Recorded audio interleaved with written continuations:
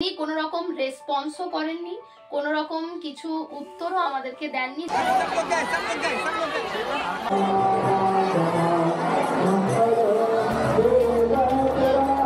আপনারা নিচে পরিদর্শন করার পর ওপরে সিঁড়ি রয়েছে, সিঁড়ি দিয়ে ওপরটাও একবার দেখবেন। রাধে রাধে, সকলকে সুপ্রভাত, সকলকে স্বাগত জানাই এটিআর আরেকটি ব্লগে। তো আজকে হচ্ছে আমাদের ডে 3 এবং আমরা আজকে সকালবেলায় চলে এসেছি মথুরা এবং আপনারা দেখতে পাচ্ছেন এই যে জায়গা, এটা হচ্ছে শ্রীকৃষ্ণের জন্মভূমি। তো চলুন। পুরাণ মতে যোগমায়ার মুখ মিশ্রিত যে বাণী, তোমারে বোধিবে যে গোকুলে বাড়ি শেষে, এই উক্তির সঙ্গে কম বেশি আমরা সকলেই পরিচিত। এই কংস বধকারী শ্রীকৃষ্ণ গোকুলে বড় হয়েছেন ঠিকই, কিন্তু তার জন্মস্থান ছিল এই পবিত্র ভূমি মথুরাতে।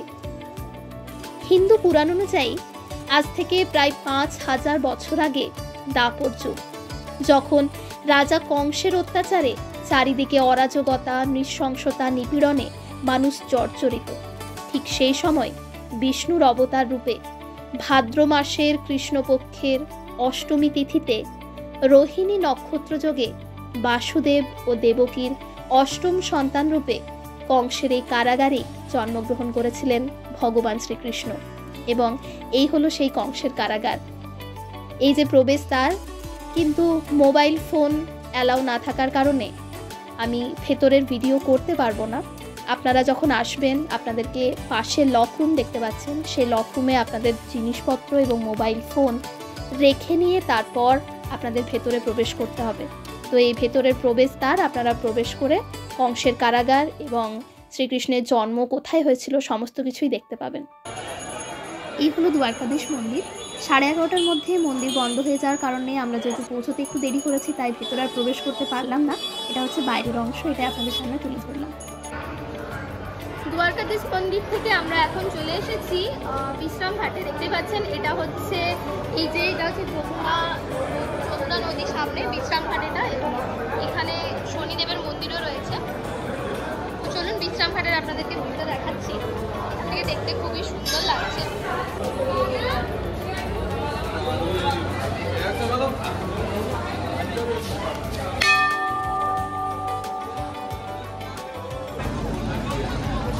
তো দেখতেই পাচ্ছেন এটা হচ্ছে বিশ্রাম ঘাট এবং এখানে কথিত আছে যে শ্রীকৃষ্ণ কংসকে বধ করার পর এই ঘাটেই কিন্তু বিশ্রাম নিয়েছেন। তখন থেকে কিন্তু এখানকার নাম হচ্ছে বিশ্রাম ঘাট। আর এই যে পুরো যমুনা নদী, আপনারা চাইলে এখানে বোটিং করতে পারেন।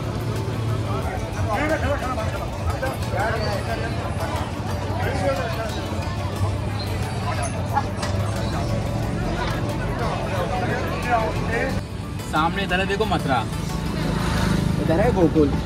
नंद बाबा कृष्ण भगवान को इस पुल के नीचे से ही लेके गए थे। पहले पुल नहीं था, पहले झरना ही थी।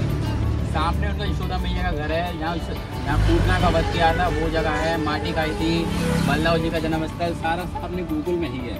यहाँ लोग क्या ब्राह्मण लोग घुमाते हैं, उनका कोई ज़्यादा लेन देन नहीं होता, उनका खाली 100 रुपये होता है। आपको वो लेके जाएंगे, 1 से 1.5 घंटा घुमा के लाएंगे, सारे गाइडलाइंस देंगे, पूरी जानकारी देंगे कृष्ण भगवान के बारे में। वो खाली आपसे 100 रुपये लेते हैं। अंदर आप कुछ भी दान दक्षिणा करते हो वो अपने हृदय से करना, तो आपकी इच्छा हो तो करना, नहीं बिल्कुल मत करना।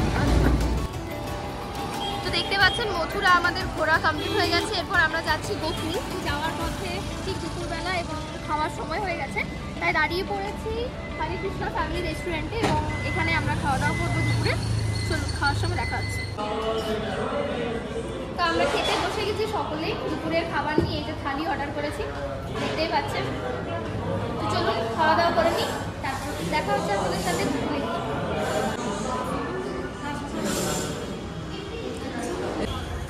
তো আমরা গোকুলে চলে এসেছি। চলুন প্রথমে আমরা দর্শন করব নন্দ বাবাই ঘাট। আপনাদের একটা জিনিস জানিয়ে রাখি যে এখানে আমরা যে টোটো দাদার সাথে এলাম, তিনি যেটা বললেন আমাদের যে আপনারা যখন এখানে আসবেন তখন আপনারা একজন করে গাইড নিয়ে নেবেন, তাহলে আপনারা মানে এখানকার যে কাহিনিগুলো রয়েছে সেগুলো প্রত্যেকটা ভালোভাবে জানতেও পারবেন আর সুবিধা হবে এটাতে। ওনারা 101 টাকা করে নেন, আপনি নিজের পছন্দ মতো দিতে পারেন। দেখতে পাচ্ছেন আপনারা, এটা হচ্ছে নন্দ ভবন এবং এখানেই শ্রীকৃষ্ণের বাল্যকাল পুরোপুরি রয়েছে। তাদের কাছে আমরা একটু ভালোভাবে জেনে নেব যে এখানে ঠিক কৃষ্ণের কোন কোন লীলাগুলো রয়েছে। তিনি কিভাবে বাল্যকালটা এখানে কাটিয়েছিলেন बताइए आप। ये नंद बाबा भगवान का जन्म हुआ है वो मथुरा में हुआ था। कंस मामा की जेल में कारागार में भगवान का जो पालन पोषण हुआ ना यहाँ हुआ, यानी भगवान रहे 11 वर्ष बामंदन। भगवान ने जितनी भी बाली रचाई, जैसे अकासुर को मारा, बकासुर को मारा, पूतना मारा, ऊपर से बांधा, भगवान वृंदावन गए ना गाय चराने के लिए, वहाँ कालिया का वध किया था, वो इसी गढ़ से रचाई है। बोलो कृष्ण भगवान की, नंद महाराज की। और अपना इधर से हाथ धुले ना यमुना का जल। আমরা সকলেই জানি শ্রীকৃষ্ণের দাদা বলরাম ছিলেন এবং এটা বলছে বলরামের মন্দির। তো আমরা দাদার কাছে একবার জেনে নেব এই যে মন্দিরটা এর প্রসঙ্গে। ভাইয়া बताइए इसका स्टोरी बताइए। ये बलराम जी का घर है, कृष्ण के बड़े भाई है ना बलराम, ये बलराम जी का घर है, कृष्ण के बड़े भाई हैं, ये आगे राजा है, कृष्ण द्वारका आगे राजा है। आज इन्हीं का चमत्कार है, पूरे गोकुल गांव में घूमोगे, लहसुन प्याज नहीं मिलेगा, अंडा नहीं मिलेगा, मांस मदरा नहीं मिलेगी। मुस्लिम नहीं है, मुस्लिम का धर्म है। चमत्कार है बलराम जी का। कृष्ण के चरणों में से यात्रा शुरू होता है, बलराम के चरणों में यात्रा पूर्ण होता है। দেখতে পাচ্ছেন গোকুলের আরেকটা অন্যতম ফেমাস জায়গা, সেটা হচ্ছে 84 খাম্বা, যেটা বলি 84 খাম্বা। তো এই যে এখানে আমরা এসেছি, এটা একটা অন্যতম বিশেষত্ব এটাই যে এখানে 84টা খাম্বা কখনোই কিন্তু গুনে নিয়ে 84 হয় না, হয় 83 না হয় 82, এগুলোর মধ্যেই হয়। তো চলুন আমি আবার কাউন্ট করে দেখি, গিয়ে নিয়ে আপনাদের বলছি আমি কতগুলো শুনতে পারলাম। এই যে দেখতে পাচ্ছেন আপনারা, এই যে এটাকেই বলা হয় এখানে নাকি 84টা খাম্বা রয়েছে। তো আমি দেখছি কাউন্ট করে কতগুলো দেখুন আমি পাচ্ছি।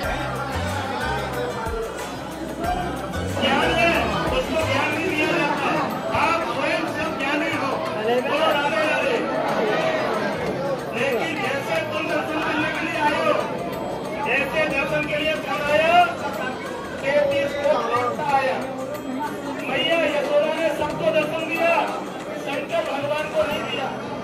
शंकर भगवान 3 दिन 3 रात ये दरवाजा पर बैठकर तपस्या किया।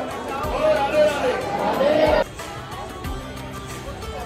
এই যে জায়গাটা আপনারা দেখতে পাচ্ছেন, এটা হচ্ছে ব্রহ্মাণ ঘাট এবং এর প্রসঙ্গে যে বিষয়টি কথিত রয়েছে সেটা হচ্ছে বলা হয় শ্রীকৃষ্ণ মাটি মুখে নিয়ে একবার ছুটেছিলেন এই জায়গার মধ্যে এবং মা যশোদা ঠিক এই স্থানে এসে নিয়ে কৃষ্ণের মুখ থেকে মাটি যখন বের করতে যান তখন কিন্তু মা যশোদা পুরো বিশ্ব ব্রহ্মাণ্ড দেখতে পেয়েছিলেন কৃষ্ণের মুখে।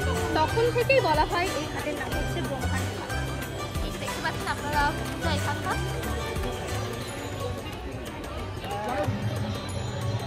যে ঘটনাটা আপনাদের সঙ্গে শেয়ার করলাম, দেখুন এখানে সেই ঘটনারই একটা চিত্র দেখতে পাচ্ছি আমরা।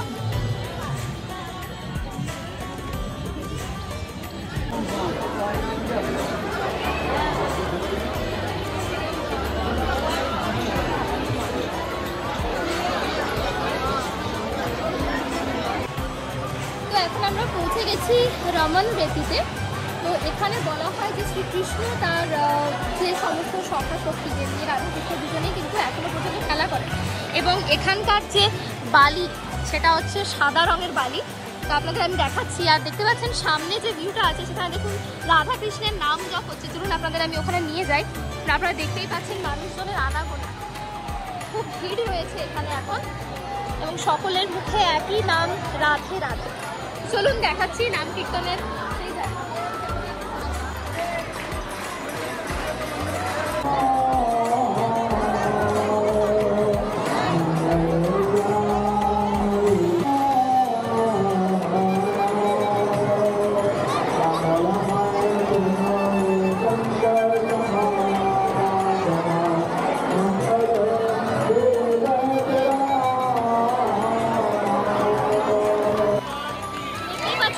সবাই কিভাবে বালি দিয়ে খেলা করছে, যেমন মনে যেমন রাধা এবং কৃষ্ণ তার সখীদের সঙ্গে খেলা করতেন, একইভাবে কিন্তু রমণীতে দেখুন সকলে বালি নিয়ে সুন্দরভাবে খেলায় মগ্ন। সকলে খুব মজা করছে, আনন্দ করছে, একে অপরের সঙ্গে বালি ছোড়াছুড়ি করছে এবং মাও এখানে বসে পড়েছে বালি নিয়ে খেলতে।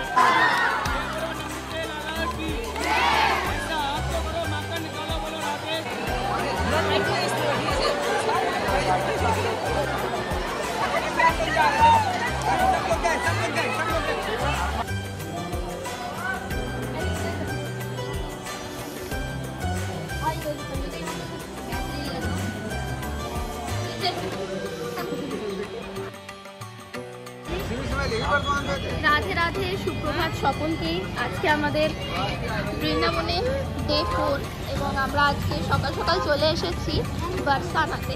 আপনারা দেখতে পাচ্ছেন এটা হচ্ছে বারসানার যে আমরা বলি লাডলি মন্দির, সেই লাডলি মন্দিরের সামনের ভিউ। আপনাদেরকে আমি ভেতরে গিয়ে লাডলি মন্দির দেখাচ্ছি।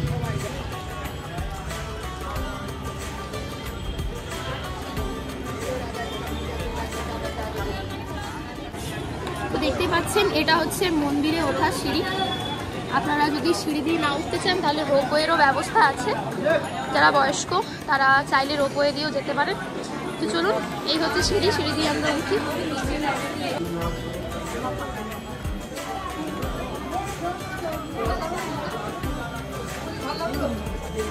তো আমরা এখান থেকে পুজোর প্রসাদ এবং ফুল কিনে নিয়েছি। আপনারা চাইলে নিচের থেকেও কিনতে পারেন। তো চলুন এরপর আমরা যাই মন্দিরের দিকে।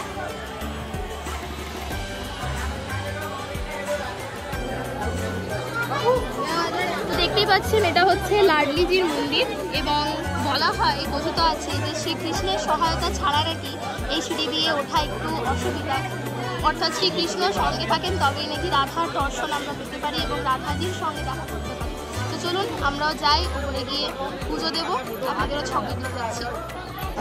এই মন্দিরের একটা অন্যতম বিশেষত্ব হলো আপনারা দেখতে পাবেন যে এখানে যে কোনো জায়গা থেকে আপনি কিন্তু রাধাজিকে খুব সুন্দরভাবে দর্শন করতে পারবেন, যেটা আমি অন্যান্য মন্দিরগুলোতে দেখতে পেলাম না যে সেরকমভাবে দর্শন করা যাচ্ছে। একটা পার্টিকুলার জায়গায় গেলে আপনি সুন্দরভাবে দর্শন করতে পারবেন, কিন্তু এই যে লাডলিজির মন্দির এখানে কিন্তু আপনি যেখানেই দাঁড়ান না কেন রাধাজির দর্শন খুব সুন্দর হবে। আর এই যে দেখতে পাচ্ছেন পুরো স্পেসটা, ওপেন স্পেসটা, এখান থেকে কিন্তু বারসানা খুব ভালোভাবে দেখা যায়। চারিদিকটা খুব সুন্দরভাবে আপনারা দেখতে পাবেন, উপভোগ করতে পারবেন। তো এখানে এসে বেশ কিছুক্ষণ সময় কাটান। মন্দিরটা খুবই সুন্দর, আপনাদের ভালো লাগবে।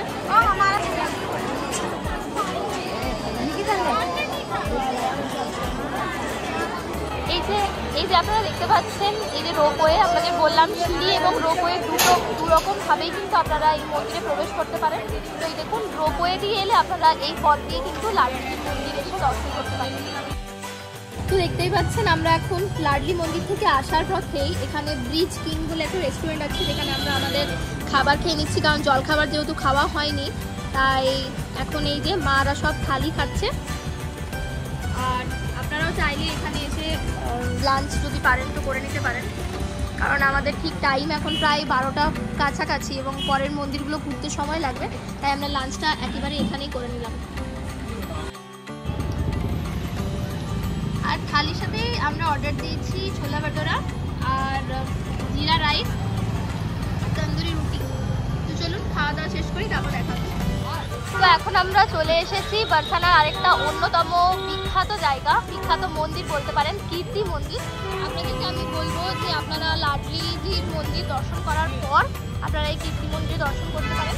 দেখতে পাচ্ছেন এটা অনেকটাই কালকে আপনাদের যে প্রেম মন্দির দেখিয়েছিলাম সেই প্রেম মন্দিরের মতনই অনেকটা এর নকশা। আর ভেতরে যাওয়ার রাস্তা, কারুকার্যটা শুধুমাত্র একবার দেখুন, কারুকার্যটা খুব সুন্দর হয়েছে।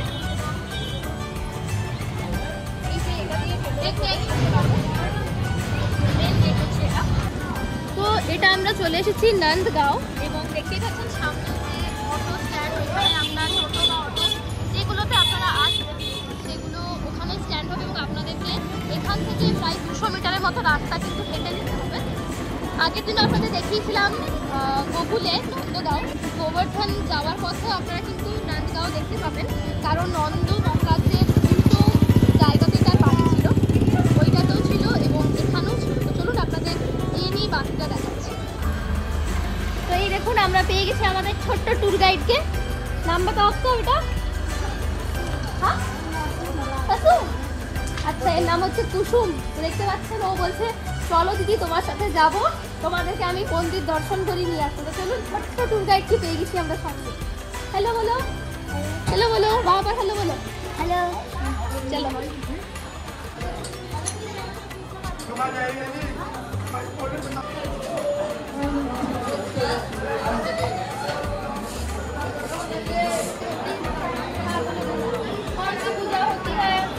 क्या होती है सब बताओ, बताओ, आओ इधर आओ।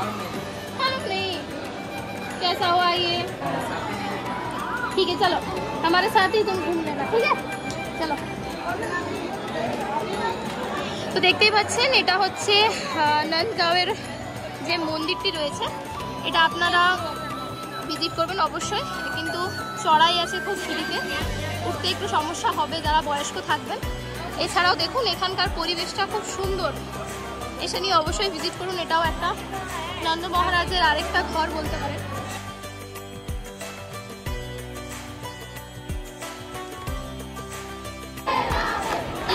সংস্কৃতি দেখুন, এখানকার স্কুলগুলোতে আমরা সাধারণত কী করে থাকি, ছুটি পেলেই একটা অন্য কোথাও ঘোরার একটা প্ল্যানিং থাকে, পাহাড় সমুদ্র যে কোনো জায়গায় হোক না কেন, কিন্তু এখানকার একটা সংস্কৃতি আমি দেখলাম খুব সুন্দর। দেখুন স্কুল থেকে ওদের কিছু কোনো জায়গায় ঘুরতে নিয়ে যাওয়া মানে সেখানে এই যে রাধার নাম গান এবং রাধারই কোনো একটা দেখতেই পাচ্ছি আপনারা সকলে একসাথে একই ধ্বনিতে মুখরিত হয়েছে, সেটা হচ্ছে রাধে রাধে।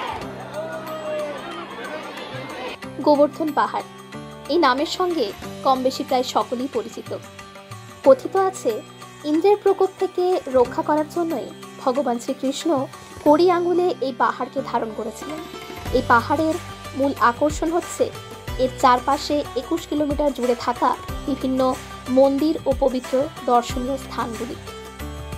আপনারা যেদিন বারসানা ঘুরতে যাবেন সেদিনই আপনারা এই গিরি গোবর্ধন পরিক্রমা করতে পারেন। এই পরিক্রমা দুইটি পদ্ধতির মাধ্যমে হয়ে থাকে, একটি হচ্ছে পদযাত্রার মাধ্যমে এবং অন্যটি হলো সেখানে যে টোটোগুলি থাকে সেই টোটোর মাধ্যমেও আপনারা পরিক্রমা সম্পন্ন করতে পারেন। এই চারপাশে ঘিরে থাকা যে সমস্ত মন্দিরগুলি রয়েছে সেগুলির মধ্যে উল্লেখযোগ্য হচ্ছে কুসুম সরোবর, দানঘাটি মন্দির, হরিদেব মন্দির, চাকলেশ্বর মহাদেব মন্দির, রাধাকুণ্ড, শ্যামকুণ্ডর মতো আরও অনেক দর্শনীয় স্থান, যা ভক্তদের কাছে অত্যন্ত গুরুত্বপূর্ণ স্থানরূপে পরিগণিত।